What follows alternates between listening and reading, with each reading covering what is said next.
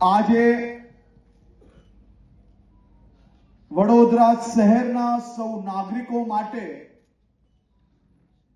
ગુજરાતના મુખ્યમંત્રી શ્રી ભૂપેન્દ્રભાઈ પટેલ દ્વારા આપ સૌ માટે અનેક ભેટો પ્રોજેક્ટ સ્વરૂપે વડોદરામાં આપવા માટે મને અહીંયા મોકલ્યો છે। આજના એક જ દિવસમાં